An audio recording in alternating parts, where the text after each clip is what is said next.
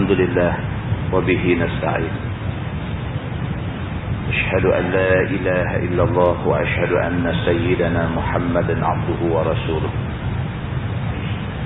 ونصلي ونسلم على هذا النبي الكريم سيد المرسلين وعلى آله وصحبه أجمعين أما بعد أيها المؤمنون اتقوا الله أوصيكم وإياي بتقوى الله فقد فاز المتقون. Muslimin dan muslimat, mudah-mudahan dirahmati Allah Subhanahu wa taala.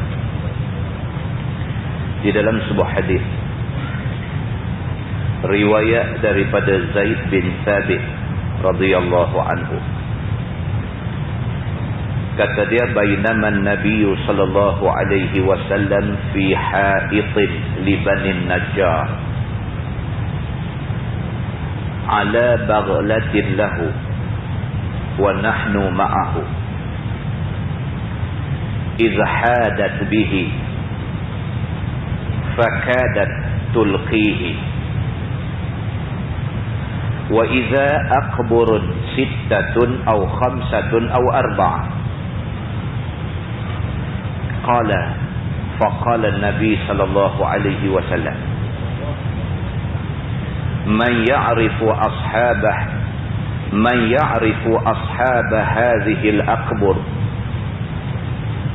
faqala rajul ana qala an-nabi sallallahu alaihi wasallam famata mata haula qala matu fil ishraq فقال إن هذه الأمة تبتلى في قبورها فلولا ألا تدافنوا لدعوت الله أن يسمعكم من عذاب القبر الذي أسمع منه ثم أقبل علينا بوجهه فقال النبي صلى الله عليه وسلم تعوذوا بالله من عذاب النار قالوا نعوذ بالله من عذاب النار فقال تعوذوا بالله من عذاب القبر قالوا نعوذ بالله من عذاب القبر قال تعوذوا بالله من الفتن ما ظهر منها وما بطن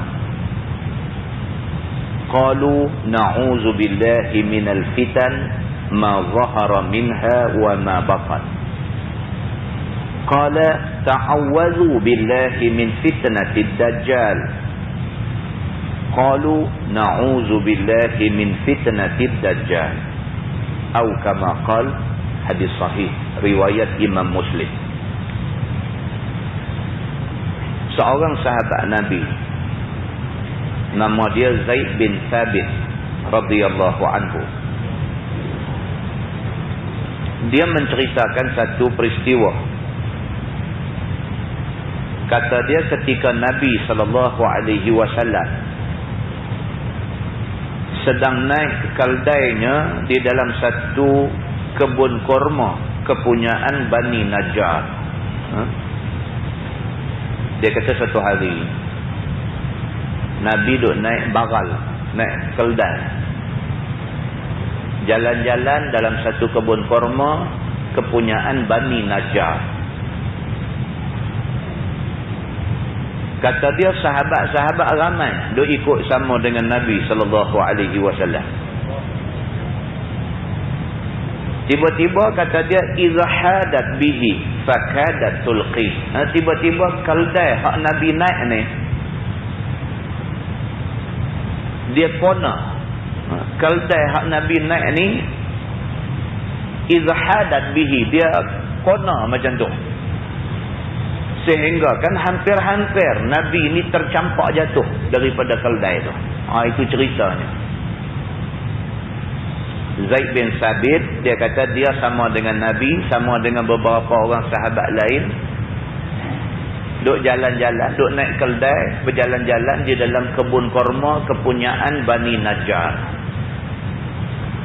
Duk naik elok-elok, tiba-tiba keldai hak Nabi naik ni, dia buat kona macam tu. Sehingga Nabi ni hampir tercampak jatuh daripada keldai dia. Begitu. Wa idza aqburut sittatun aw khamsatun aw arba'ah. Rupa-rupanya tempat yang keldai Nabi buat kona terkejut tu, rupa-rupanya di tempat tu ada kubur. Kata dia, sama ada kubur di situ ada sittah, ada 6 atau khamsah, ataupun mungkin ada 5 atau arba'ah, mungkin ada 4. Tapi pokok pangkalnya di situ ada kubur. Keldai hak Nabi naik ni, bila sampai kawasan yang ada kubur ni, dia buat terkejut, dia kona macam tu. Bila dia kona tu, Nabi hampir tercampak jatuh daripada kubur, daripada keldai dia ni. Rupa-rupanya tempat yang keldai tu buat terkejut kona ni, tempat tu ada kubur. Sama ada 6 ataupun ada 5 ataupun ada 4 kubur, tak pasti. Begitu. Faqala Nabi sallallahu alaihi wasallam, "Man ya'rifu ashab hadhihi al-aqbur." Nabi sallallahu alaihi wasallam bila dah jadi macam tu, Nabi terus tanya sahabat dia. Nabi kata, siapa yang tahu ni, siapa dia ni yang dikebumikan di kawasan ni? Man ya'rifu ashab hadhihi al-aqbur. Siapa tahu ni, siapakah penghuni kubur di kawasan ni? Nabi tanya begitu. Faqala rajul ana. Seorang sahabat Nabi kata, saya tahu. Dia kata, saya tahu siapa yang dikebumikan di sini. Saya tahu. Qala famata mata haula. Nabi tanya sahabat yang kata tahu ni. Nabi kata, bila depa ni mati? Bila depa ni dikebumikan di sini? Qala matu fil isyraq. Jawab sahabat ni, dia kata, setahu saya orang hak dikebumikan, orang hak ditanam di sini ni, depa ni mati dalam keadaan depa syirik dengan Tuhan. Mati berdosa besar, itu maksud dia. Syirik, tuan-tuan, adalah dosa besar. Dosa yang Tuhan kata Tuhan tak mau ampun. Tuhan marah sangat dengan orang yang syirikkan Tuhan ni. 5 ataupun 4 orang yang dikebumikan di sini ni, mereka ni didapati mati dalam keadaan mereka syirik dengan Tuhan. Faqala Nabi sallallahu alaihi wasallam, Nabi terus kata, Nabi kata, inna hadhil amta tubtala fi quburiha. Nabi kata ni, orang hak dikebumikan di kawasan ni lah ni, mereka tengah kena azab dengan Tuhan. Nabi kata. Nabi, tuan-tuan, yang kata Nabi ni dia tahu, Allah bagi tahu. Nabi kata dekat sahabat-sahabat hak sama dengan Nabi ni, Nabi kata, inna hadhil amta, sesungguhnya mayat-mayat hak ada di kawasan ni tubtala fi quburiha, depa tengah kena balak dalam kubur depa. Falaula alla tadafanu la da'awtu Allah an yusmi'akum min azabil qabri allazi asma'u minhu. Nabi kata, kalaulah tidak kerana aku takut kamu jadi takut nak simpan mayat, aku akan minta Tuhan supaya Tuhan bagi kamu dengar apa yang aku duk dengar lah. Nabi kata.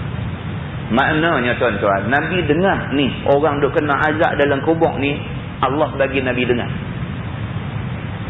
Kita tak dengar sebab Allah letak satu hijab. Bukan saja hijab mata tengok tak nampak, bahkan hijab tu telinga tak dengar. Manusia hak duk dalam kubur ni, ada di kalangan mereka ni yang kena azab dengan Allah. Kita tak dengar macam mana mereka duk menjerit kena azab ni. Kita tak dengar macam mana mereka duk melolong teriak ni. Kita tak dengar macam mana mereka ni menanggung sengsara kerana duk kena azab dalam kubur ni. Tapi Nabi SAW, Allah izin Nabi dia boleh dengar. Maka Nabi kata dekat sahabat dia, Nabi kata, falaula alla tadafanu, kalaulah tak kerana aku duk ingat hampa nanti jadi takut nak pi simpan mayat, la da'autu Allah an yusmi'akum min azabil qabri, aku akan minta dekat Tuhan supaya Tuhan bagi hampa dengar ni azab kubur ni. Nabi kata, tapi kalau sekiranya hampa dengar bunyi azab kubur, manusia takut nak pergi ke kubur. Sehingga kan kawan mati, manusia tak berani pergi simpan. Oleh kerana aku takut hampa ni jadi takut nak simpan mayat esok ni, maka aku tak minta dekat Tuhan supaya Tuhan bagi hampa dengar bunyi orang kena azab dalam kubur. Summa aqbala alaina biwajhihi. Kemudian Nabi SAW beralih menghadap sahabat-sahabat dia. Faqala Nabi SAW. Nabi bersabda. Nabi kata, ta'awwadhu billahi min azabin nar. Nabi kata, minta berlindunglah kepada Tuhan daripada azab neraka. Sahabat-sahabat bila Nabi kata lagu tu, qalu na'udzubillahi min azabin nar. Sahabat terus kata, minta berlindunglah, kami minta berlindung dengan Tuhan daripada azab neraka.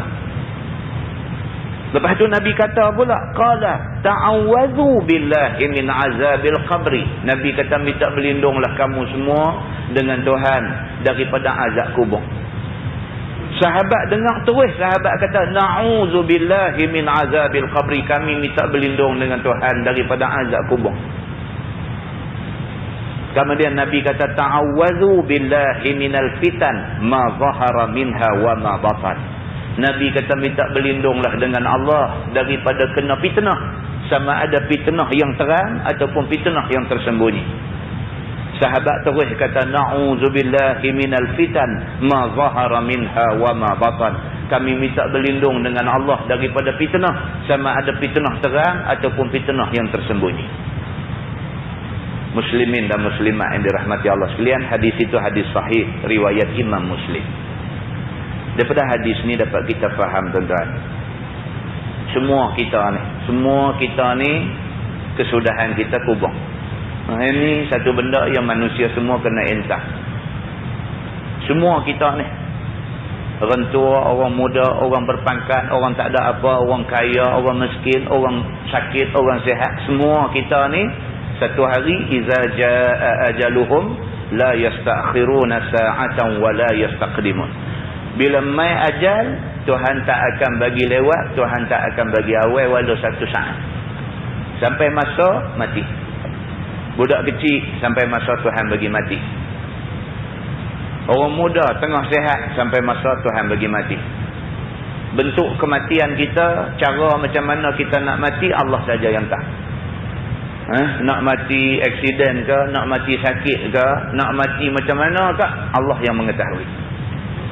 Pokok pangkalnya manusia sampai masa mati. Mati itu satu ujian untuk orang hidup. Tapi sesungguhnya hak nak mula selepas daripada mati itu ujian lebih besar lagi. Kita hidup atas dunia ni, Allah uji macam-macam, uji sakit, uji macam-macam ujian Allah bagi kat kita. Ada manusia tahan, ada manusia tak tahan. Hak Allah uji masa hidup ni kita rasa teruk sangat dah. Tak seteruk ujian yang akan kita jumpa selepas kita mati. Ujian hak kita nak jumpa lepas mati jauh lebih teruk daripada hak kita duk biasa jumpa di atas dunia ni.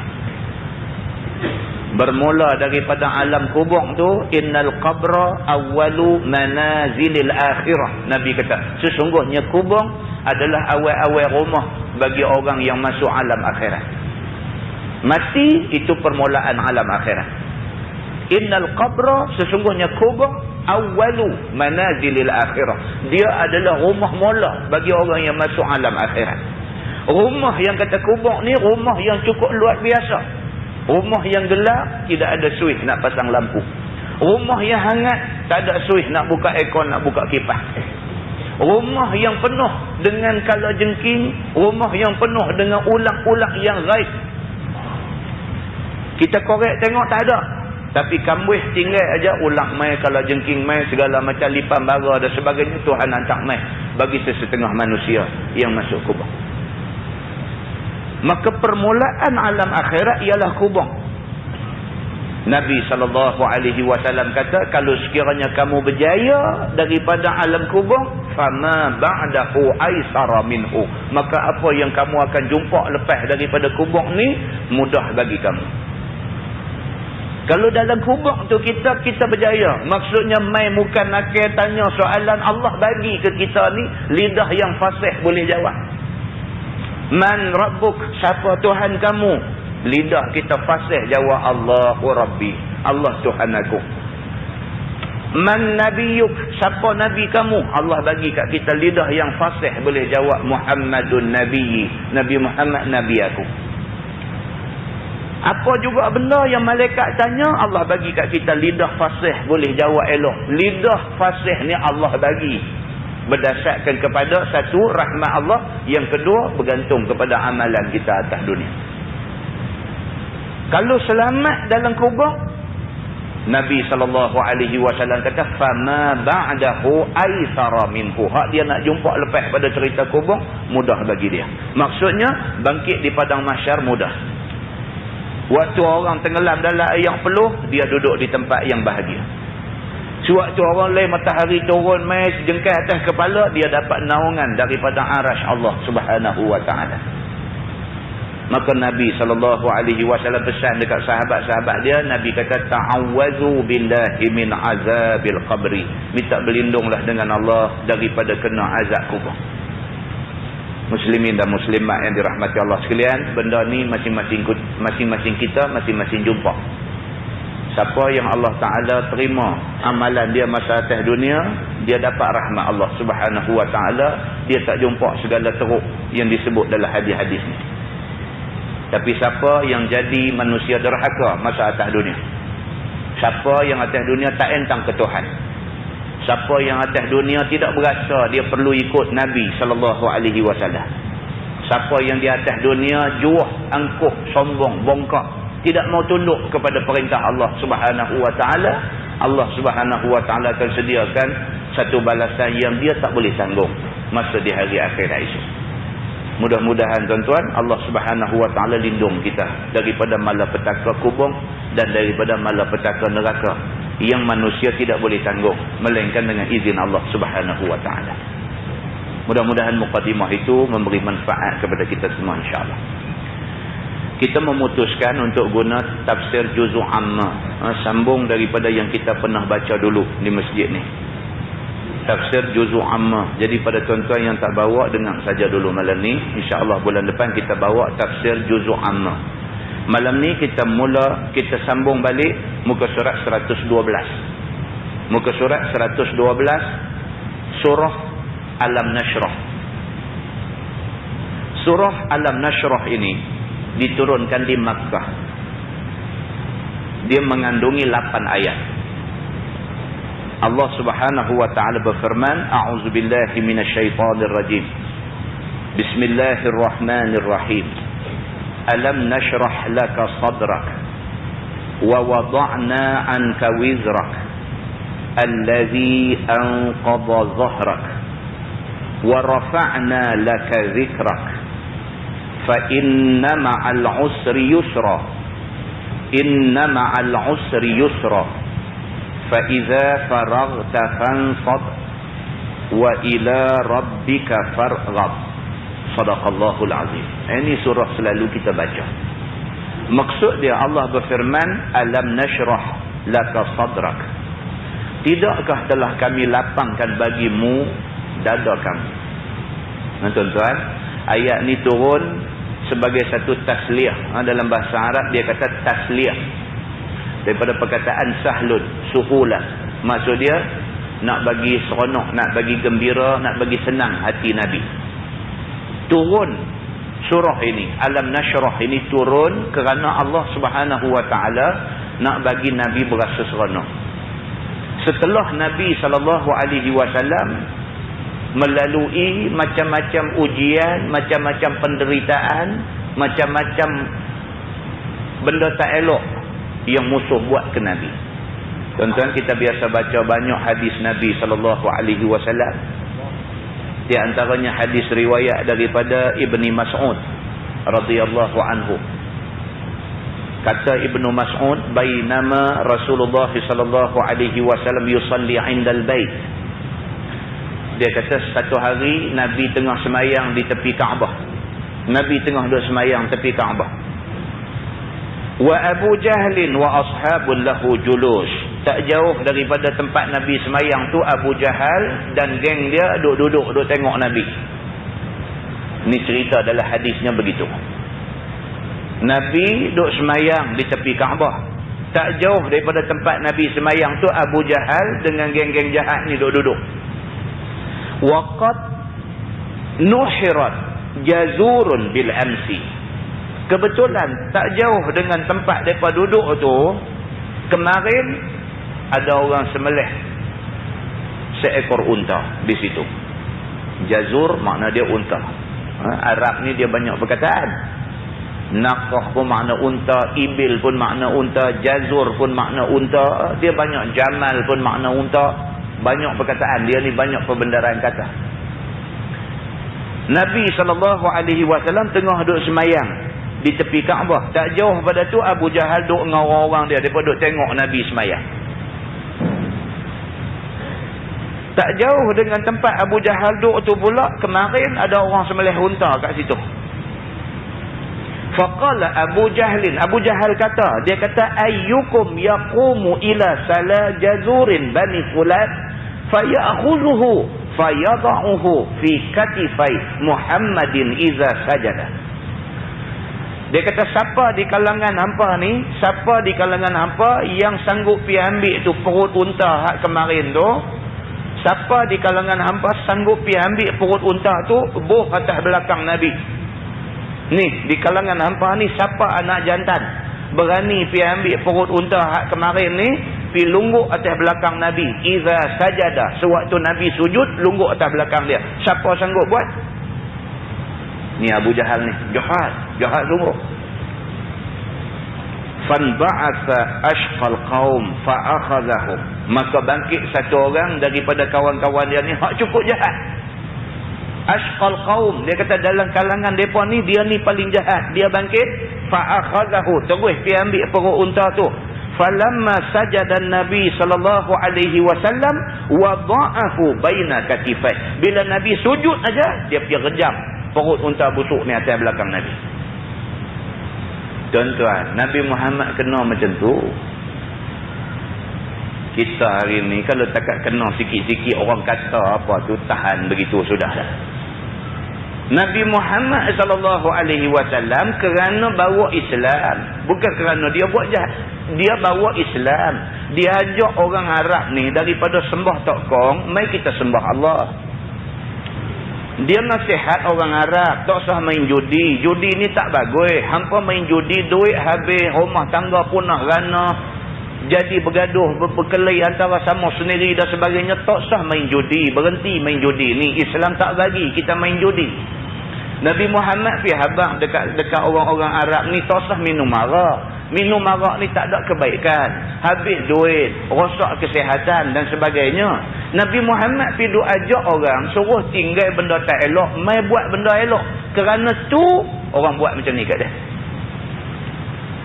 Tuan-tuan, dalam dunia ni banyak orang yang fikiran tidak waras. Banyak. Orang ajak buat baik, dia marah kat orang ajak buat baik. Ramai manusia dalam dunia macam ni. Bukan orang ajak buat jahat. Bukan orang pergi buat jahat ke rumah tangga dia. Bukan orang pergi buat jahat kepada kampung dia. Orang tak buat jahat pun. Orang ajak pula pakat-pakat buat baik, pakat-pakat jadi baik. Hak duk ajak buat baik ni jadi jahat. Benda ni kena ke Nabi SAW. Nabi kena benda ni. Kerana Nabi ajak orang suruh tinggal benda tak elok, mai buat benda baik. Kerana tu Nabi duk sujud semayang, mereka pergi ambil perut unta busuk, berok bubuh atas belakang Nabi SAW. Qala Ibnu Mas'ud kata, bila dia ni pergi ambil perut unta ni, bubuh atas belakang Nabi, dia kata, fastadhaku. Pakat gelak ni puak-puak Abu Jahal ni. Fastadhaku maksud dia gelak terbahak-bahak ni. Gelak bunyi suara kah-kah-kah ni. Dia cabar, siapa boleh pergi ambil perut unta buh atas belakang Nabi. Bangkit satu samsing, pergi ambil bubuh. Bila tengok kawan ni pergi bubuh, hak duk ada ni pakat gelak ramai-ramai. Wa ja'ala ba'dhum yamil 'ala ba'din. Gelak ni sampai hang tolak aku tolak hang, seronok tengok nu Nabi kena macam nu. Ni hadis cerita sampai macam tu. Nak habaq kata Nabi ni punya kena ni, semata-mata kerana Islam, bukan kerana apa pun. Begitu. Kata Ibnu Mas'ud, wa ana qa'imun anzur. Ibnu Mas'ud kata, aku duk ada tak jauh dengan tempat kejadian ni. Wa ana qa'in, aku duk berdiri, dia kata anzur, aku duk tengok tu depa duk buat kat Nabi tu. Law kanat li mana'atun tarahtuhu an zahri Rasulillah sallallahu alaihi wasallam. Kata Ibnu Mas'ud, kalaulah aku ni kuat, kalaulah aku mampu, aku nak pergi halang orang daripada buat ke Nabi macam tu. Makna dia apa? Makna dia kata aku tak mampu, dia kata. Tengok ke kekuatan Abu Jahal ni. Abu Jahal dengan geng-geng dia ni kuat. Mereka ni pembesar di Mekah pada masa tu. Mereka bukan sahaja ada harta, mereka bukan sahaja ada kuasa, mereka bukan sahaja ada pengaruh, bahkan mereka ada segala-gala pada masa tu. Tengok mereka duk buat kat Nabi tu, tapi nak pergi pertahankan Nabi tak sanggup. Pasal apa? Siapa langkah pergi pertahan, kawan ni kena. Ibnu Mas'ud kata, aku duk tengok, ana qa'im, aku duk berdiri tentu, anzur, aku duk tengok mereka duk buat ke Nabi tu. Kalau aku kuat, aku nak pergi tolong Nabi, tapi apakan daya, aku tak kuat, aku takut nak pergi. Kalau aku pergi, aku kena sama. Tuan-tuan, Nabi bawa Islam awal dulu macam tu, kena seorang. Kena Nabi, kena seorang lah. Orang lain ni habis kuat pakat sembang di rumah lah, kesian lah kat dia ni kena. Dekat tu je. Tak ada orang nak bangkit, nak pertahan, nak, tak ada. Masing-masing ni simpati di rumah aja. Kesian lah, apalah, mereka ni pergi buat kat dia lagu tu aja. Yang kawan tu menanggung lah. Itulah yang kena ke Nabi SAW. Wan Nabi SAW sajid. Masa tu Nabi tengah sujud. Masa mereka lungguk perut unta atas belakang Nabi. Ma yarfa'u ra'sah. Nabi tak angkat kepala dia. Bila Nabi tunduk sujud, berak dia bubuh atas belakang. Nabi sujud terus, tak angkat kepala. Nabi sujud terus, kira yang mata berlenang, duk minta dekat Tuhan aja. Ni tahu dah orang main buat atas belakang ni. Nabi tak angkat kepala, sujud terus, duk minta ke Tuhan, ya Allah, tolong aku, ya Allah. Macam tu. Hatta talaqa insan fa akhbara Fatimah. Sampailah ada satu orang lalu kok tu tengok Nabi kena macam tu, dia lari balik ke rumah Nabi, pergi bagi tahu dekat Fatimah anak Nabi sallallahu alaihi wasallam. Fajaat wa hiya Juwairiyah. Fatimah dengar orang buat dekat pak dia macam tu, dia lari keluar daripada rumah dia. Masa tu Fatimah ni Juwairiyah, masih budak perempuan, budak kecil lagi. Berlari keluar daripada rumah tu, orang pergi habang Fatimah, pak hang orang buat macam ni. Dengar ni berlari keluar daripada rumah, mai tengok sungguh pak dia orang buat macam tu. Fatarahathu anhu, maka dialah pergi ambil buang ni segala perut unta busuk atas belakang pak dia ni. Fatimah buang daripada atas belakang Nabi. Summa aqbalat alaihim, dah dia buang habis dah daripada belakang Nabi, dia beralih dekat Abu Jahal dan kawan-kawan dia ni. Tashtimuhum, dia maki mereka ni habis-habisan. Dia tak boleh tahan dah. Pak aku kenal pak aku siapa. Pak aku bukan orang jahat. Yang hampa buat kat pak aku macam ni pasal apa? Tuan-tuan, kita buat zalim, kita buat naya orang, kita jangan ingat orang suka. Kita buat naya dekat seorang, 1000 orang benci kita. Kita buat naya dekat seorang, 1000 orang benci kat kita. Bukan dia ni seorang ni, bukan dia ni seorang benci kita, 1000 orang lain yang melihat benci kat kita. Mereka tak habaq kata mereka benci, tapi mereka duk simpan dalam hati, aku benci kat dia ni. Apa yang dia pergi buat orang? Dia ni bukan orang jahat, bukan orang salah. Yang hampir buat kat dia pasal apa? Seorang yang kita buat, 1000 orang benci kat kita. Orang Quraisy buat dekat Nabi seorang. Penduduk Mekah ni tengok, mereka benci dekat Abu Jahal ni. Apa Abu Jahal ni? Yang dia pergi buat Muhammad pasal apa? Begitu. Falamma qada Nabi sallallahu alaihi wasallam salatah. Bila Nabi habis selesai sembahyang semua, rafa'a sautah. Nabi bangkit duduk, Nabi terus summa da'a alaihim. Nabi terus angkat tangan baca doa dekat Tuhan. Tadi ni masa tengah sujud orang bubuh benda tu atas belakang. Nabi tak angkat kepala. Nabi terus sujud duk merayu dekat Tuhan aja. Sampailah anak dia Fatimah mai punggah buang benda-benda kotor atas belakang dia. Nabi bangkit pula duduk. Summa da'a alaihim. Nabi terus angkat tangan minta doa dekat Tuhan. Wa kana idza da'a salasan. Ibnu Mas'ud kata Nabi bangkit-bangkit duduk, Nabi angkat tangan minta doa dekat Tuhan. Nabi bila minta satu benda, da'a salasan. Nabi doa 3 kali. Wa idza sa'ala salasan. Bila Nabi minta sesuatu, Nabi minta 3 kali. Summa qala Nabi sallallahu alaihi wasallam, dalam doa itu Nabi kata, Allahumma alayka bi Quraisy. Allahumma alayka bi Quraisy. Allahumma alayka bi Quraisy. 3 kali. Nabi kata, ya Allah, binasakan Quraisy. Quraisy tu bangsa Nabi. Nabi ni satu orang manusia yang sayang pada bangsa dia. Tapi oleh kerana bangsa dia buat perangai macam tu, Nabi tergamak, bangkit, angkat tangan, minta doa dekat Tuhan. Allahumma alayka bi Quraisy. Nabi kata, ya Allah, pelingkup buang Quraisy ni. Taruh pun tak ada guna. Tuan-tuan, manusia ni kita punya tahap kesabaran. Bila dah sampai tahap tu, kita diasak lagi, meletup. Benda hak kita sayang, kita jadi tak sayang. Nyawa ni manusia sayang, tapi kalau terlampau sangat kena, nyawa dia tolak pergi nombor 2, biar pergi ya. Nabi SAW manusia paling punya sabar dalam dunia ni. Tapi bila sampai peringkat tu, Nabi bangkit. Nabi biasa pergi ke Taif. Penduduk Taif rejam ketul batu, berdarah muka Nabi. Nabi doa dekat Tuhan, minta Tuhan bagi petunjuk dekat penduduk Taif. Boleh sabar lagi. Tapi bila adik-beradik orang sekampung buat dekat Nabi macam tu, Nabi dah tak boleh dah. Nabi terus minta, Allahumma alayka bi Quraisy. Ya Allah, binasakan Quraisy. 3 kali Nabi sebut. Falamma sami'u sautah zahaba anhum dhih wa khafu da'watah. Ibnu Mas'ud kata, Abu Jahal ni bila dengar Nabi doa macam tu, Nabi doa, ya Allah, binasakan Quraisy, berhenti gelak.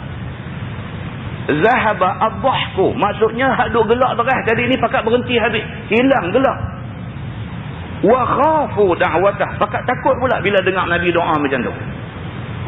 Gini tuan-tuan, siapa tak takut? Orang macam Nabi berdoa, kita takut. Orang baik dalam kampung ni, Tok Imam dalam kampung kita, orang baik-baik dalam kampung kita ni, satu kampung sebut nama dia, semua orang kata baik. Tiba-tiba dia doa minta kita binasa, kita rasa macam mana? Takut. Orang baik macam ni tak ke doa dia mustajab. Dia minta Tuhan makbul, apa jadi kat kita? Kita duk buat tahana kat dia, kita duk buat lebih kurang kat dia, kita buat macam-macam kat dia, dia duk sabar, sampai satu peringkat dia tak sabar, dia angkat tangan minta, ya Allah, dia kata minta lingkup mak kita ni. Apa nak jadi kat kita? Ini pula Nabi SAW.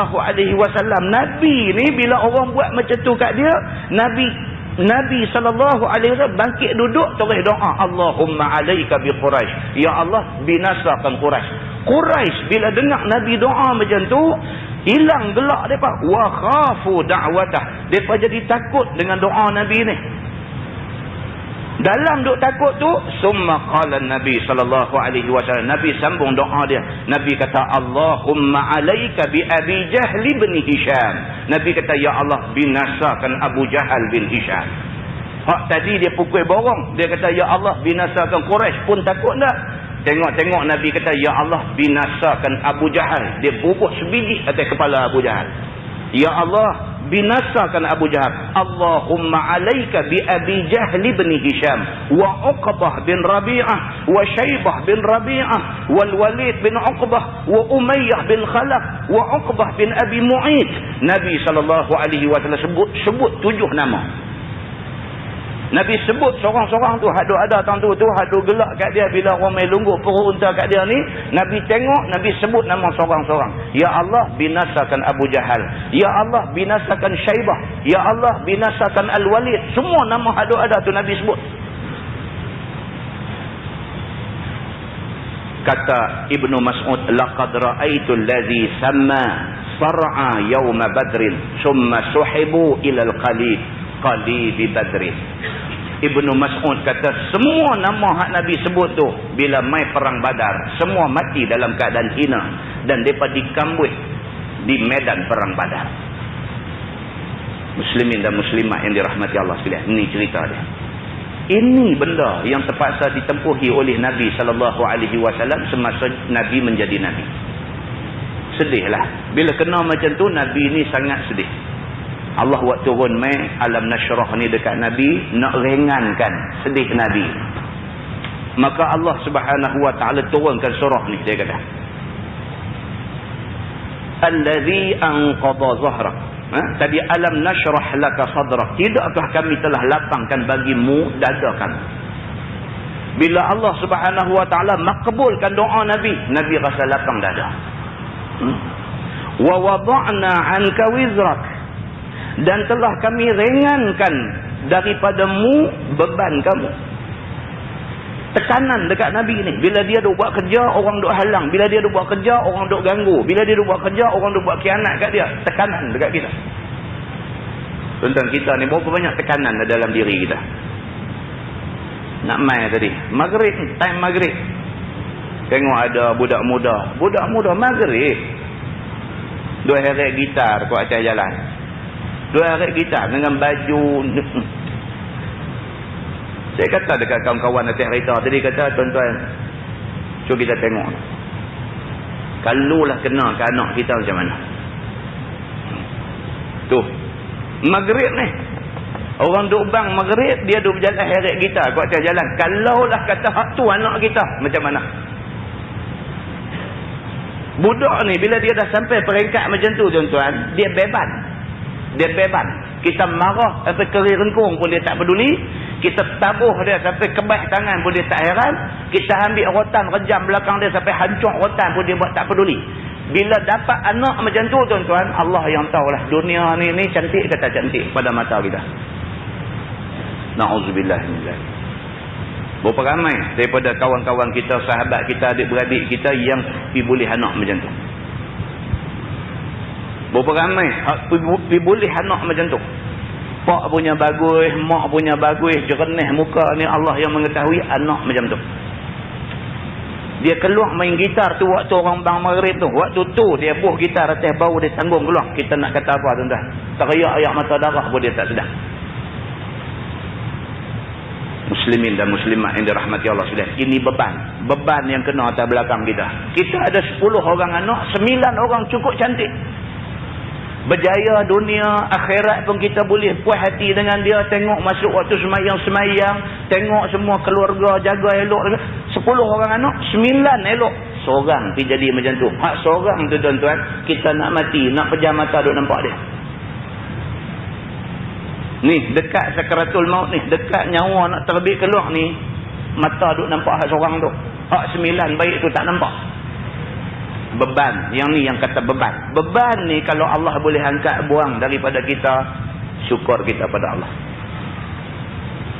Beban hak macam ni kalau Allah boleh angkat buang daripada belakang kita, menyawa besar kita ni, syukur pada Allah. Nabi SAW kena beban ni bukan macam beban macam tu. Beban yang lebih teruk, penderitaan dan sebagainya terpaksa ditanggung oleh Nabi SAW. Tiba-tiba Allah kata wa wada'na 'anka wizrak, dan telah kami ringankan daripadamu beban kamu. Beban fikir, beban ni semua Tuhan bagi ringan. Lega, berasa lega, kepala ni berasa lapang. Begitu. Firman Allah, allazi anqadha zahrak, yakni beban yang memberati belakang kamu. Beban tadi ni beban yang bagi berat kita. Berat tuan-tuan, fikir ni sampai sakit kepala. Duk fikir pasal anak seorang ni, duk fikir ni macam mana aku nak buat ni, malu ke masyarakat dah satu, lepas tu macam mana nak buat bagi dia jadi elok. Duk fikir tu sakit kepala ni. Kalau Allah boleh ringankan beban tu, syukur kita pada Allah. Wa rafa'na laka zikrak, dan telah kami tinggikan untukmu nama kamu. Nama Nabi SAW Allah angkat tinggi. tinggi ni sampai ke peringkat apa? Sampai ke peringkat nak sabit Islam satu orang manusia tu kena mengucap 2 kalimah syahadah. Asyhadu an la ilaha illallah wa asyhadu anna Muhammadar Rasulullah. Punya mulianya nama Nabi Muhammad ni, Allah gandingkan nama Nabi dengan nama Allah dalam kalimah syahadah. Bukan senang tuan-tuan, berapa banyak Nabi tu ada, Allah ambil nama Nabi Muhammad pi bubuh seganding dengan nama dia. Firman Allah, fa inna ma'al usri yusra, sesungguhnya beserta dengan susah itu ada mudahnya. Tuhan ulang lagi sekali, inna ma'al usri yusra, maka sesungguhnya serta dengan susah ada mudah dia. Pasal apa Tuhan ulang 2 kali? Ulama tafsir kata kerana Allah nak mentaukidkan, Allah nak kuatkan janji dia dekat kita. Kita nak dapat senang, kena susah dulu. Nak dapat syurga, sakit dulu. Sakit dulu. Orang boleh tidur berdengkok lena pagi-pagi, kita bangkit semayang sunat, kemudian semayang subuh. Orang boleh makan apa dia berasa nak makan sepanjang masa, kita sebulan, bulan puasa, kena tahan lapar, tahan dahaga. Kena susah dulu. Tengah-tengah malam orang semua tidur, tak peduli kepada Tuhan, tak peduli pada agama. Kita tengah-tengah malam pukul 3 bangkit ambil semayang, usalli sunnat tahajjudi raka'ataini. Allahu akbar, tahajud 2 rakaat. Nak dapat senang akhirat tu susah, kena susah dulu. Tuhan ulang 2 kali, inna ma'al usri yusra, sesungguhnya susah dia akan mai sama dengan senang. Sabar zat, hang akan jumpa senang.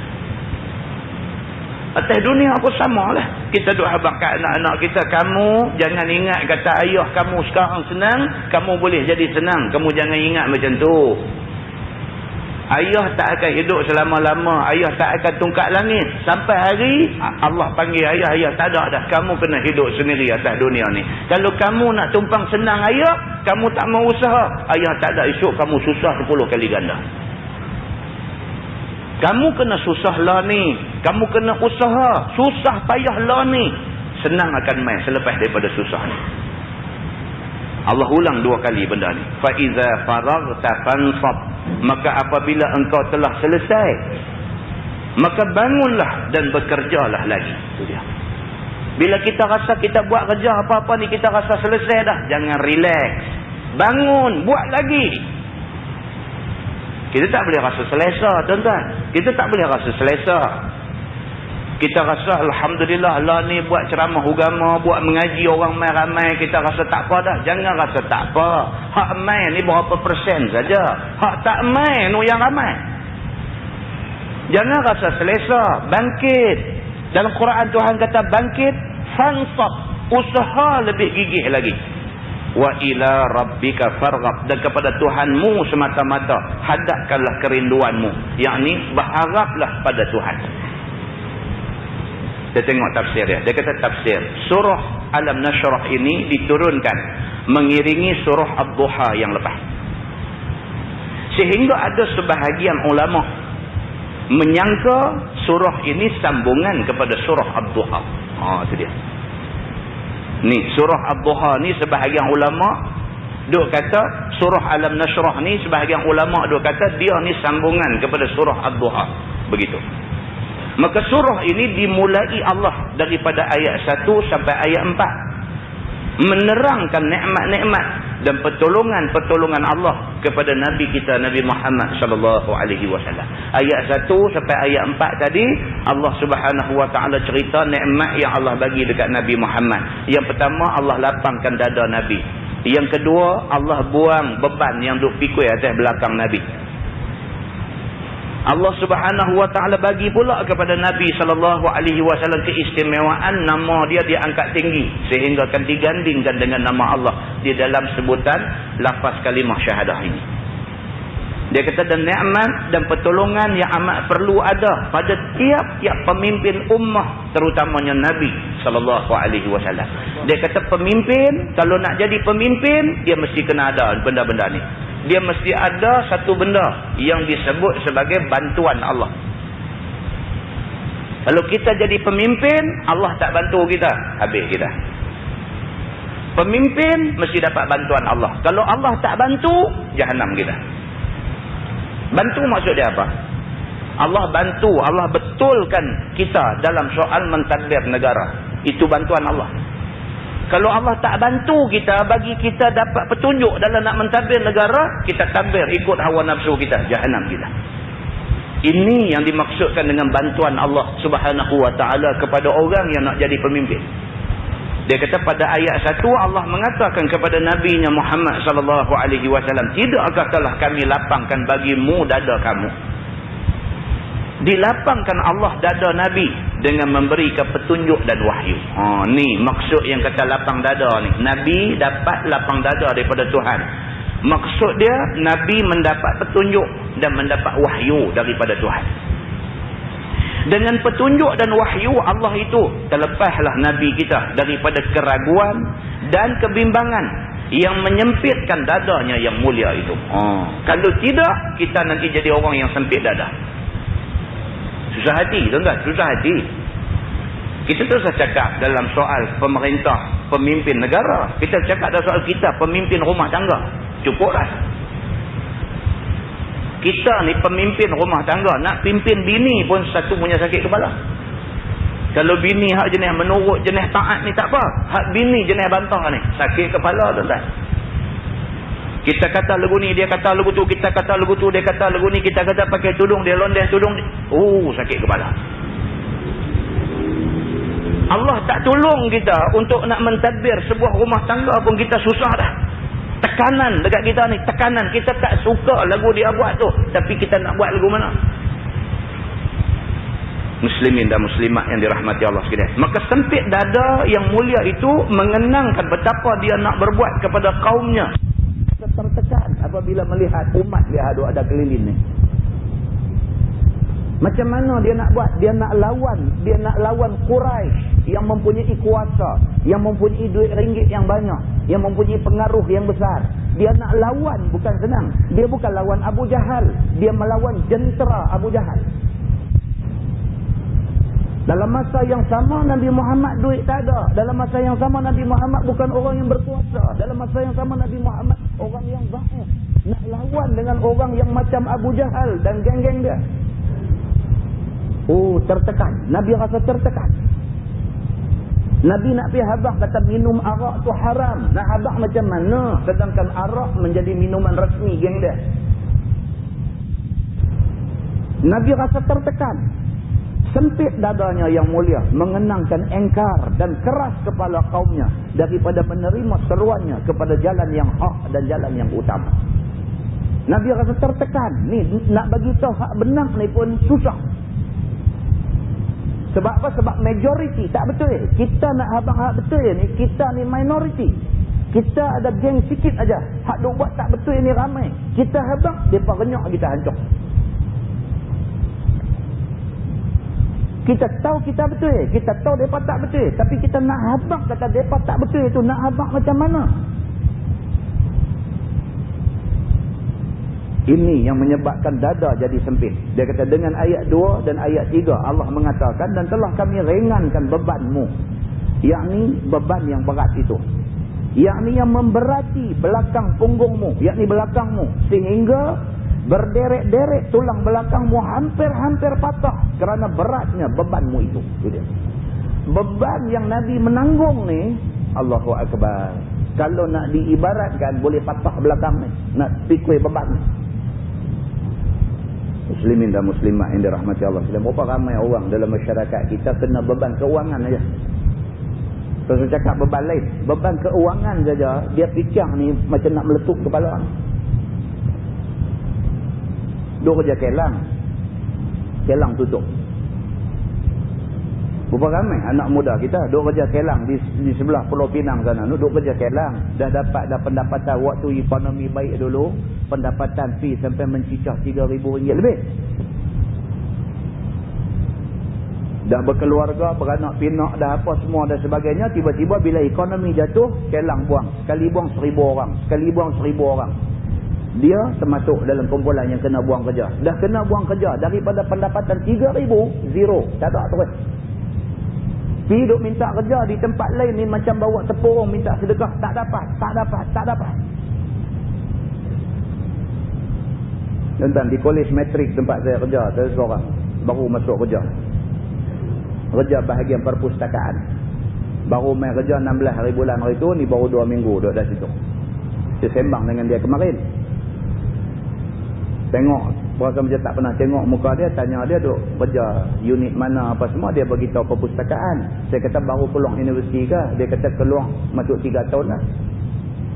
Dia kata sebelum ni dia buat apa? Dia kata sebelum ni bapak saya ada satu kedai barang, kedai runcit lah. Duk tolong dia jaga kedai barang lah. 3 tahun duk tolong jaga kedai barang, tak ada kerja. Saya kata dulu buat kos apa di universiti. Tuan-tuan tahu dia buat kos apa? Dia buat architecture. Bukan koman-koman. Nak buat architecture ni orang cerdik baru boleh buat. Dia buat bidang architecture. Tak ada kerja. Duk timbang gula putih dengan tepung aja di kedai. Buat bidang architecture. Saya kata tak cuba minta kerja. Allahu Akbar. Dia kata minta kerja ni jangan kata cuba. Sampai tak balik ke rumah pun. Duk minta kerja ni sampai tak balik ke rumah. Dia budak Johor. Dia bukan minta kerja di Johor saja. Ni mai sampai Kuala Lumpur ni tumpang duduk rumah kawan apa semua ni minta kerja dia kata. Depa minta 3 syarat. Saya tak ada 3 syarat ni. Saya kata. Syarat yang pertama dia mau ada pengalaman. Saya mana ada pengalaman, dia tak pernah bagi saya kerja. Minta kerja dia kata ada pengalaman tak ada lah baru ni nak kerja. Tak ada kami tak mau. Tak mau semua nak pengalaman bila saya nak boleh kerja dia kata. Dia bunyi dia nak marah saya dah. Satu. Yang kedua syarat bahasa Inggeris. Dia kata tak apalah bahasa Inggeris boleh lah dia kata. Syarat yang ketiga mau bahasa Mandarin. Dengan jabatan kerajaan tak ada kosong. Ni nak pergi minta dengan swasta. Nak minta dengan swasta dia syarat lagi satu mau bahasa Mandarin. Tak boleh Mandarin, minta maaf. 3 tahun duduk rumah ni dapat kerja perpustakaan. Tak kena mengena dengan arkitektur tu. Tu yang berkelulusan. Yang tak ada kelulusan satu masalah lain pula. Ni hamba Allah tadi dah kerja, dah beranak pinak, anak 4 orang, anak 5 orang kena buang kerja. Anak duk riau, teriak di rumah, mulut duk tengah-tengah macam anak burung nak makan. Dia tak ada kerja. Apa dia nak buat? Fikir ni, fikir masalah kewangan, nak cari rezeki tang mana, nak suap anak makan ni, fikir yang tu saja macam nak pecah kepala ni. Belum fikir masalah anak, pergi duk buat masalah, pergi duk buat perangai, pergi duk buat kelaku hodoh. Belum fikir yang tu lagi. Duk fikir pasal nak cari duit saja pun macam nak pecah kepala ni. Ini bentuk-bentuk bebanan yang Allah Subhanahu Wa Taala buat mai dekat manusia ni. Pakat kena seorang sikit, hang kena cara hang, aku kena cara aku, macam-macam cara, macam-macam pakai. Inilah yang Allah Subhanahu Wa Taala kata, kalau Allah bantu kita, Allah ringankan beban kita, syukur banyak-banyak pada Tuhan. Kata dia sebagaimana telah diterangkan di atas bahawa hemah dan perhatian serta kemahuan Nabi hendak memperbaiki dan nak membawa kaum kepada jalan yang hak dan mulia, sedangkan kaumnya itu hampir-hampir sampai ke tepi jurang kecelakaan dan kebinasaan. Nabi ni duk tengok keadaan kaum dia punya teruk ni, tapi tak tahu nak buat macam mana. Hak minum marak, hak berzina, hak berjudi. Nabi duk tengok keadaan masyarakat Arab masa Nabi mula dilantik jadi Nabi tu. Nabi tengok keadaan tu, dah jadi beban dah dekat Nabi. Tak buat apa lagi. Tengok tu dah. Tuan-tuan, orang kata, berat mata memandang, berat lagi bau yang memikul. Kita tengok orang sakit ni, orang kena penyakit penat. Allah duk menyawa macam tak cukup nafas tu. Sampai putih biji mata duk menyawa. Kita tengok tu kita rasa penat. Mata kita tengok dia penat tu kita rasa teruk. Dia yang penat tu tak tahu macam mana punya teruk. Ini cerita dia. Kita tengok orang miskin, kita rasa dah, aku lah kalau kena duduk rumah macam rumah dia ni macam mana. Kita berasa susah. Dia yang duk menanggung tu, yang duduk rumah orang susah macam mana dia. Ini bentuk-bentuk bebanan yang Allah buat main. Nabi Muhammad SAW duk tengok keliling dia ni. Masalah ni 1001. Nak selesai macam mana? Duk fikir nak selesai macam mana? Serta tidak pula suka ditarik dan dipimpin kepada yang baik dan mulia. Sudahlah mereka teruk. Kita nak pergi tolong, dia tak mau kita tolong dia. Itu adalah hadis Nabi. Nabi kata, Nabi kata umpama Nabi dengan kita ni macamlah kelkatu dengan api. Kelkatu, katu-katu. Bukan boleh nampak cahaya. Dia nak serbu lah. Karan tak ada, gelap habis semua. Siapa akan duduk bakang sampah tak tahu, api duduk menyala. Katu-katu, dia tengok nampak cerah dia nak pergi. Dia tak tahu benda tu api. Kalau dia api, sekali lagi hangus, terbakar mati rentung dalam api tu. Kita duk khibah dia, duk halang dia, jangan pi. Yang tu bukan api lampu ni, itu api. Api menyala. Kalau hang pi, hang nanti mati. Kita duk halang dia, tak mau bagi pi dekat api tu, dia serbu main masuk dalam mulut kita. Dia nak pi juga dekat api tu, walaupun orang duk kata jangan pi. Macam itulah manusia dengan neraka ni. Nabi duk ada tengah-tengah. Neraka ni menarik. Neraka, yang kata neraka ni seronok, atas dunia ni seronok. Seronok, kesudahan dia neraka. Yang kata neraka ni apa? Bantah perintah Tuhan. Hak Tuhan kata tak boleh, kita kata boleh. Kesudahan dia apa? Neraka. Nabi duk tengah-tengah. Nabi tengok manusia ni punya duk berkenan ke neraka tu. Dia nampak neraka tu cantik. Dia nampak cahaya ni, dia ingat cahaya ni bagus untuk dia. Dia tak tahu cahaya tu nak membakar dia. Nabi duk tahan, tak mau bagi depa masuk neraka.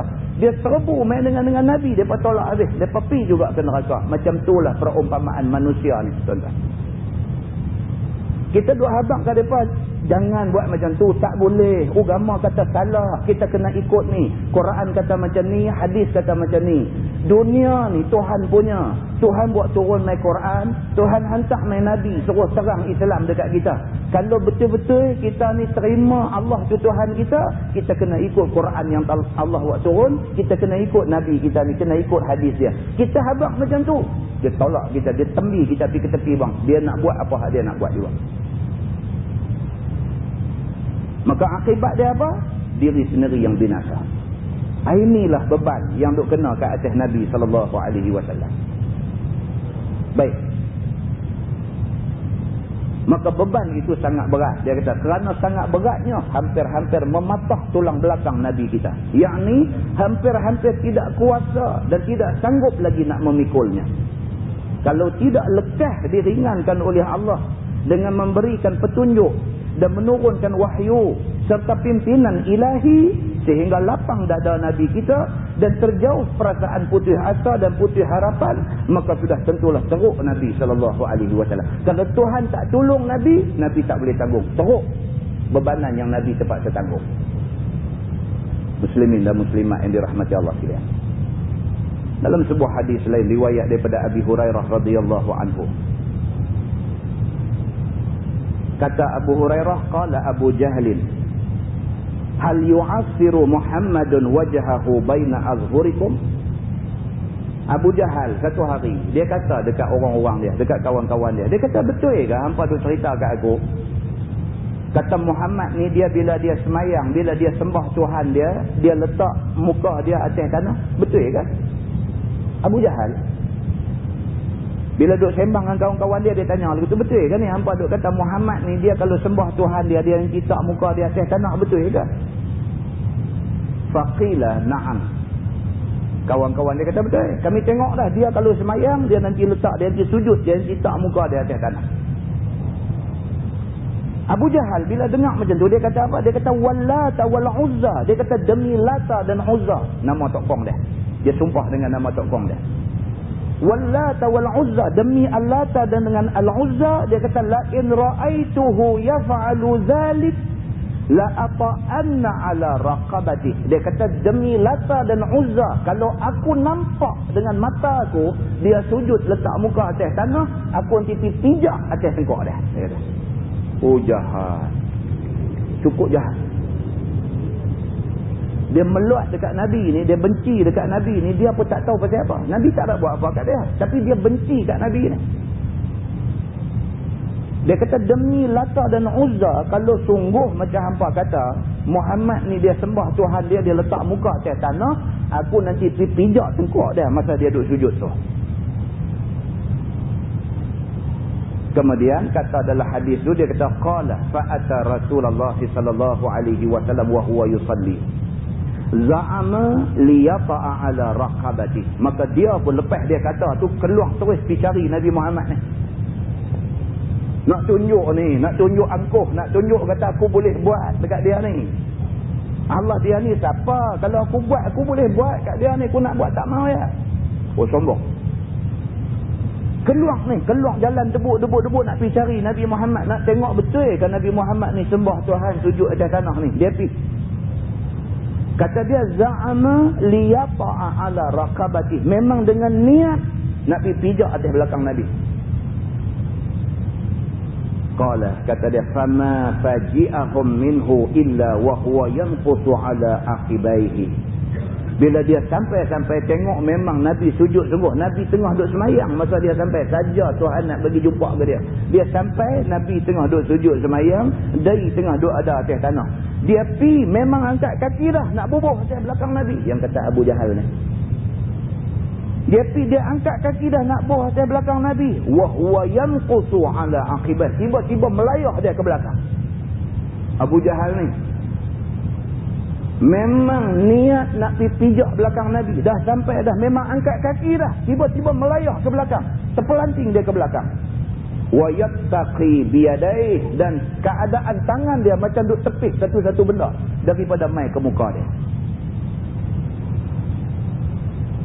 Qala faqila lahu malak. Kawan-kawan dia bila tengok macam tu, apa hal dengan Abu Jahal?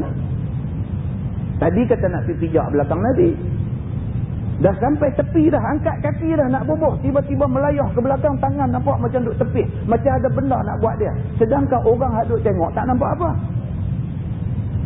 Maka dia kata dekat dia, malak, apa hai dengan hang ni, wahai Abu Jahal? Jawab Abu Jahal, inna baini wa bainahu la khandaqan min nar. Dia kata tadi ni waktu aku pergi dekat dengan dia, tiba-tiba dia kata antara aku dengan Muhammad ni tiba-tiba ada satu parit yang penuh dengan api. Dia kata dia nampak, orang tak nampak. Baini wa bainah, di antara aku dengan di antara dia tadi la khandaqan min nar. Dia kata ada satu parit api duk menyala macam tu. Dia kata wa haulan wa ajnihatan, dan aku nampak ada satu menatang besar. Dia kata siap dengan ada sayap pula lagi duk tepi parit tu. Dia kata faqala Rasulullah sallallahu alaihi wasallam, Nabi Muhammad pula di sana no, orang sahabat-sahabat pakat mai dekat Nabi. Nabi kata dekat sahabat-sahabat ni, Nabi kata laudana minni lahtatafathul malaikatu udwan. Nabi kata kalaulah Abu Jahal pijak aku tadi, malaikat akan koyak dia secebih-secebih. Makna dia apa? Makna dia Allah hantar bantuan, tolong Nabi sallallahu alaihi wasallam. Nabi kata kalaulah Abu Jahal tadi dia jijak sungguh belakang aku, malaikat akan koyak Abu Jahal ni secebih-secebih. Nabi kata. Qala fa anzalallahu azza wa jalla. Lepas tu Allah buat turun ayat, kalla innal insana la yatgha ar-ra'ahu istaghna inna ila rabbikar ruj'a ara'aita alladhi yanha 'abdan idza shalla ara'aita in kana 'alal huda aw amara bit-taqwa ara'aita in kazzaba wa tawalla. Ni ayat daripada surah Al-Alaq turun. Nak cerita tentang kisah ni. Yang ni kita nanti baca dalam tafsir surah Al-Alaq. Cerita tentang benda ni. Muslimin dan muslimat yang dirahmati Allah sekalian, ni yang dikatakan bantuan Allah turun ke Nabi. Bila turun bantuan macam ni, Nabi rasa lega sikit. Nabi rasa lega sikit. Allah tunjuk terang-terang. Hang nak pergi buat dekat Nabi Muhammad, sekali, dua kali Tuhan saja bagi Nabi kena susah. Tapi ada waktu dia, Allah Subhanahu Wa Taala akan jaga Nabi. Maka orang yang nak buat Nabi terima akibatnya.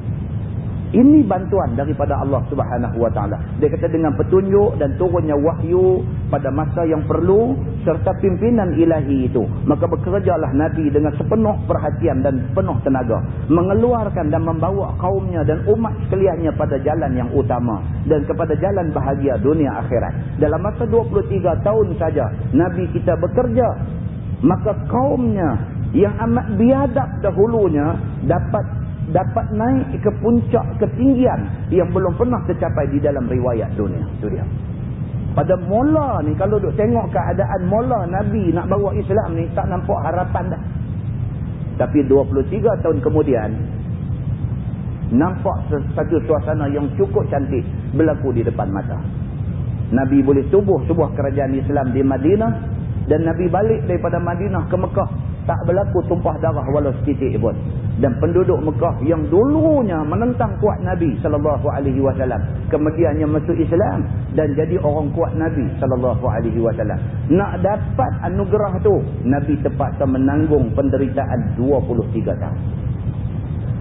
Muslimin dan muslimat yang dirahmati Allah sekalian. Dia kata dengan ayat 4. Wa rafa'na laka zikrah. Allah berkata kepada Nabi kita, kami tinggikan bagimu namamu. Ketinggian nama Nabi kita itu sehingga tidak ada lagi seorang juga yang tidak mengetahui dan tak mengakui Nabi SAW. Sekalipun orang yang tak beragama Islam, dan sekalipun musuh ataupun musuh agama Islam, daripada dulu sampai kepada saat ini, mereka mengakui kehebatan Nabi Muhammad SAW. Nabi Muhammad SAW ni diakui oleh semua. Ni ada buku ni, saya tunjuk banyak kali dah buku ni. Dia kata from the 100, a ranking of the most influential person in history. Okay. Dia cerita di sini daripada 100 nama manusia yang terkenal dalam dunia ni, Nabi Muhammad duduk nombor 1. Buku nipis saja. Buku ni dikeluarkan oleh pihak kerajaan Saudi dalam edisi bahasa Inggeris. Orang yang buat kajian ni, Michael H. Hart ni, dia ni bukan calang-calang orang. Dia juga seorang yang fanatik Kristian. Dia juga satu orang astronomer, ahli kaji bintang, mathematician, lawyer, chess master, scientist, semua ada kat dia. Orang gila mengaji. Dia buat kajian daripada nama macam-macam. Galileo, Newton, Edison, Confucius, Pizarro, Lenin, Aristotle, semualah nama-nama yang orang pernah dengar dalam dunia. Dia buat kajian dan di akhir kajian mendapati Nabi Muhammad manusia paling istimewa. Ini Nabi Muhammad SAW. Orang bukan Islam pun bila dia study, dia buat kajian tentang Nabi Muhammad, dia mengaku Nabi Muhammad memang hebat. Tuan-tuan, mana ada satu orang pemimpin yang dia dah tak ada 1000 tahun lebih dah orang tu ikut lagi ajaran dia. Nabi Muhammad SAW wafat 1400 tahun dah. Sampai hari ni, sampai hari ni, selepas 1300 tahun lebih dah Nabi wafat, sampai hari ni kita ni duk sambut maulud Nabi, kita ni duk selawat ke Nabi, buh nama anak, mulakan nama dengan Muhammad, ambil sempena nama Nabi. Yang semua ni menunjuk kata kita dengan Nabi ni ada kaitan lagi. Mana ada satu pemimpin dalam dunia ni boleh berpengaruh sampai macam tu dalam jiwa. Bukan berpengaruh dari segi bagi duit, harta benda, pengaruh jiwa. Kita rasa kita perlu hormat dia, kita rasa sayang dekat dia, kita teringin kalau boleh nak jumpa dia. Ni Nabi Muhammad SAW. Allah bagi ke Nabi keistimewaan ni. Dan dia termasuk dalam ayat tadi, wa rafa'na laka zikrak. Dan kami angkat sebutan nama kamu. Sampai hari ni orang dah sebut nama Nabi Muhammad SAW. Begitu. Baik, kemudian bawah tu dia cerita umum, tuan-tuan buka muka surat sebelah. Itu dia mula nak buat cara cepat lah tu. Buka surat sebelah, dia kata dengan ayat 5 dan ayat 6. Ayat 5, fa inna ma'al usri yusra, inna ma'al usri yusra. Allah mengatakan sesungguhnya serta ataupun samping susah dan kesulitan itu ada kelapangan dan kemudahan. Sungguh dia kata ringkas dan penting kedua ayat itu. Walaupun ayat tu nampak simple aja. Inna ma'al usri yusra. Sesungguhnya bersama dengan susah ada senang. Ayat tu nampak simple aja dia kata. Sungguh-sungguh dia kata kedua ayat itu sangat menimbulkan pengharapan, menimbulkan semangat bekerja, menyambung pengharapan yang telah pun putus, menghidupkan kemahuan-kemahuan yang telah mati dan lain-lainnya, sebagainya daripada segala sesuatu yang berhubung dengan batin manusia yang biasa rosak dan biasa lemah. Ini dia kata ayat semangat kita, tuan-tuan. Kadang-kadang bila kena susah, patah semangat. Ini manusia. Ini yang kata manusia. Manusia, siapa pun, manusia bila kena susah, lemah semangat. Tak mau. Jadi slow dan siapa pun, bila kena test dengan susah aja, berasa nak surrender. Berasa tak mau. Payah macam ni. Aku dah ingat ceramah, tak mau mengajar apa, tak mau dah. Jadi gitu, jadi lemah semangat. Lemah semangat. Maka ayat ni, dia memberi suntikan semangat. Dia bagi tahu dekat kita, inna ma'al usri yusra. Sesungguhnya susah ni, dia ada kesenangan di depan sana. Sabar zat dengan kesusahan ni. Senang nak mai tak lama dah.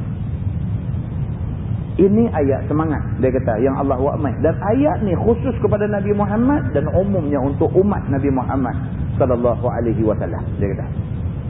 2 kali diulang Allah menerangkan bahawa sungguh-sungguh serta ataupun di samping susah dan sulit itu ada kelapangan dan kemudahan. Allah ulang 2 kali supaya lebih terunjam di dalam hati manusia, supaya lebih menghidupkan pengharapan, kemahuan, kesabaran dan lainnya pada manusia, supaya manusia ni hak nak lemah semangat tadi ni dia jadi kuat balik. Sebut sekali pun dah jadi satu semangat. Allah ulang 2 kali.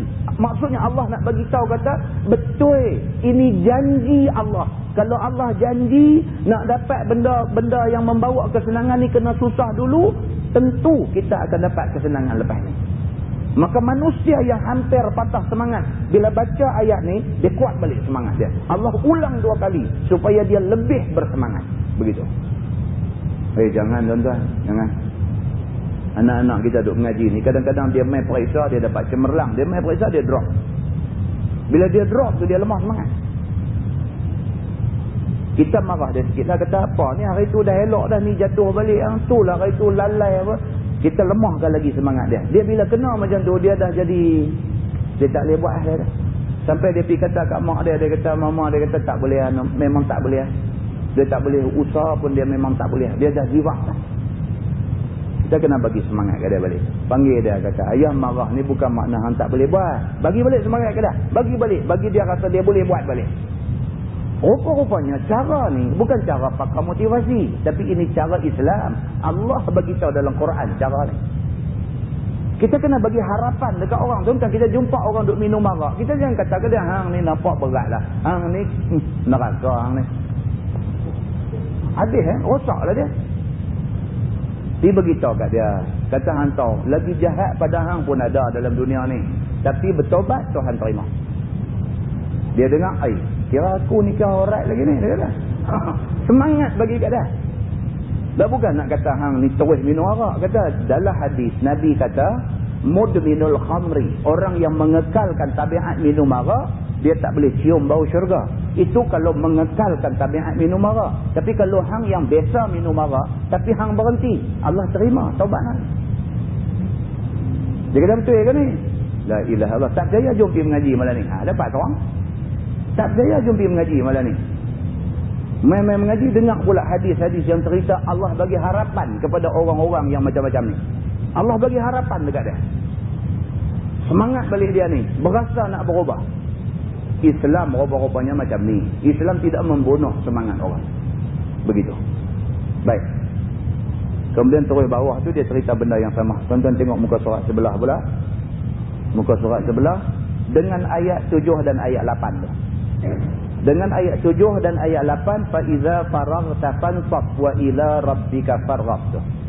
Allah mengatakan kepada Nabi kita dan kepada kita juga, iaitu bila kamu telah selesai mengerjakan sesuatu pekerjaan yang berguna kepada kamu dan kepada umat dan kepada kaum kamu, maka berdirilah dan bangunlah lagi kembali mengerjakan pekerjaan yang lain yang manfaat kepadamu dan kepada umatmu dan kepada kaummu. Itu dia. Kita dah buat dah satu kerja. Mission yang kita buat dah complete dah. Dah berjaya dah. Jangan relax. Dia kata, buat banyak lagi benda nak buat. Tuan-tuan, kerja Islam ni. Kerja Islam ni tak habis, tuan-tuan. Tak habis. Kerja Islam ni bukan habis dengan pensin.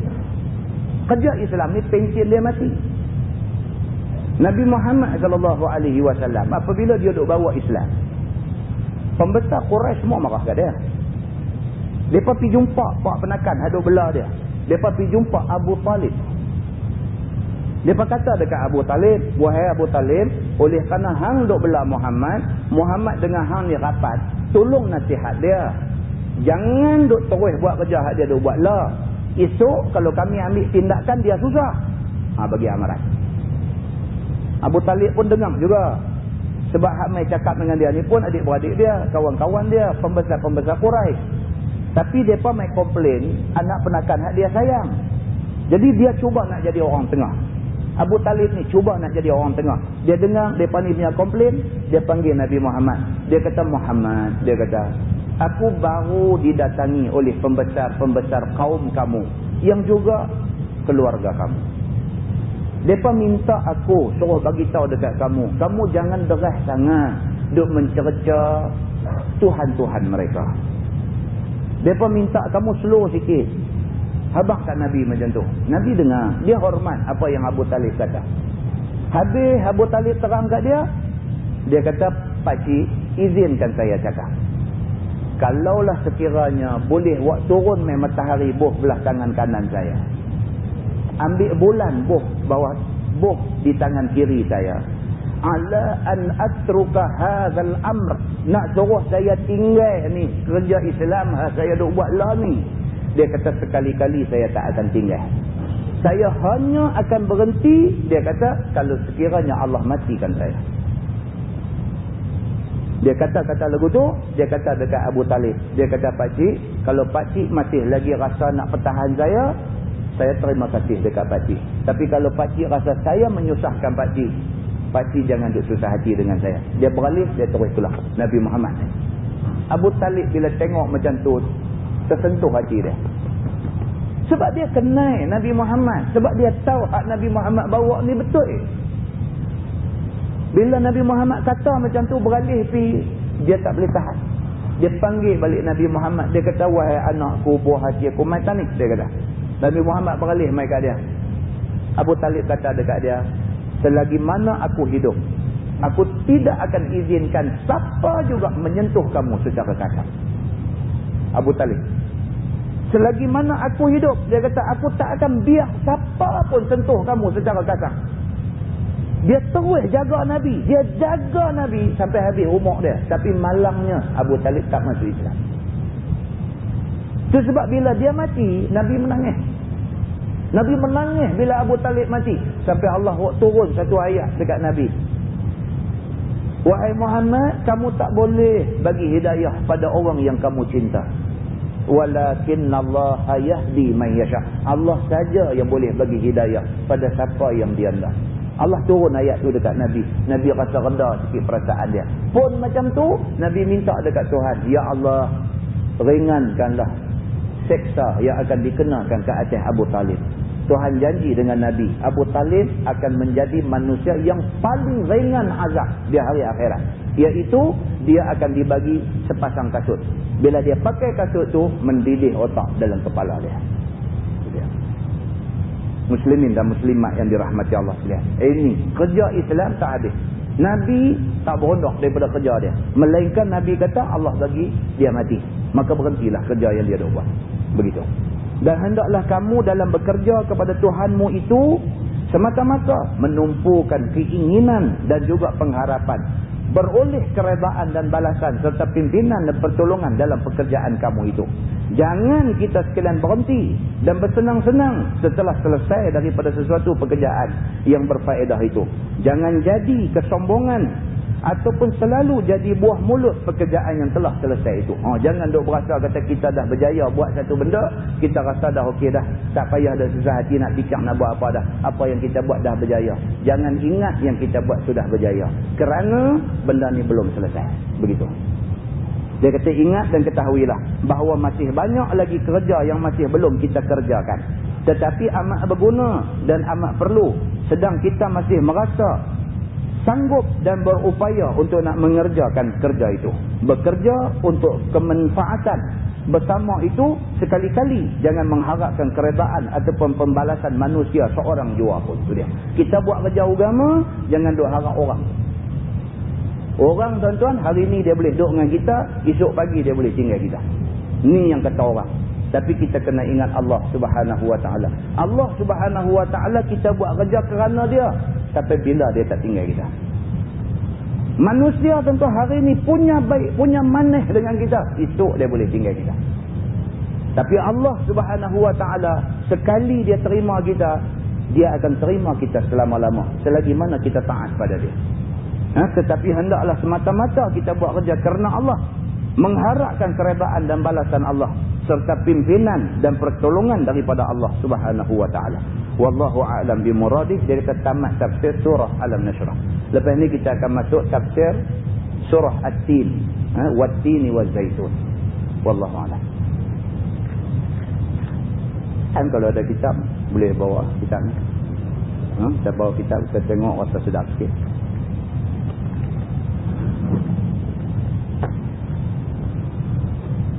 Wallahu a'lam. Yang baik itu daripada Allah, yang tidak baik itu silap saya. Kita tangguhkan dengan tasbih kafarah dan suratul Asr. Subhanallah. Asyhadu an la ilaha illallah.